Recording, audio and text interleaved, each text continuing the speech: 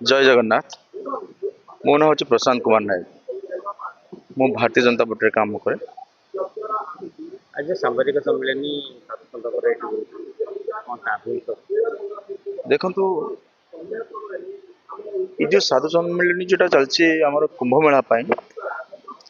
यहाँ तो बहुत वर्ष है चली एकाम्र क्षेत्र में केमी सरकार तरफ केमी सुविधा सुजोग केमी आसीपर कमी कौन हो पार एकाम्र विधायक जी आम अच्छा बाबू भाई बाबू सिंह भाई सी भी प्रचेषा बहुत अच्छी। रिसेंटली आप देखिए प्रभाती प्रभाती जी आम अच्छा डेपुटी सीएम सी भी आसी सरकार तरफ पूरा नजर रखाई आर पुंखानुपुख तदंत भी कराई सब जिन केमी सुविधार सुजोग केमी हो पार हरिओम बाबा ट्रस्ट ये कार्य करा जाउची एवं जेते सब साधु सन्त अच्छा केमती सुविधा रे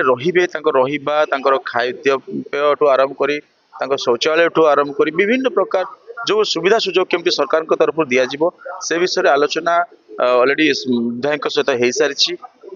सरकार को जना सारी तेणुक केमी सुविधा सब ठीक ठाक हम से आम प्रचेषा समस्त भी अच्छु।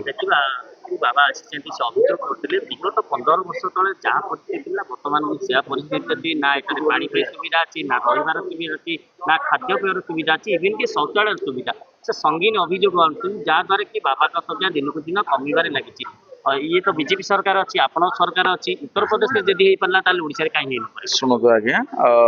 25 वर्ष तो कौ सरकार थी आप जानते से समय कौन घटना मुझे विरुद्ध कहवाक आसेनी जस्ट नजर रखाई आहरी भल केमती हम सरकार तो पूरा प्रचेषा चली कौन से असुविधा हेनी बोली आम आशा और भरोसा सरकार पूरा भरोसा अच्छे से निश्चित भाव में सहयोग करेंगे आमको निश्चित भाव सुविधा हम समस्त 5 दिन रहा कि सरकार डकई जोगाजोग करना आलोचना कर नहीं सी आसी आलोचना करते किसी आलोचना सरी हरिओम बाबा सहित भी आलोचना चलती अन्य बाबा मन सहित आलोचना सरी विधायक भी रिसेंटली डाकिबे बाबू भाई डाकिबे डाकी सब कथबार्ता भी करेंगे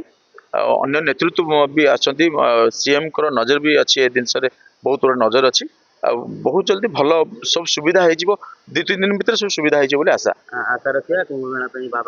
निश्चित भाव में मुझे आसी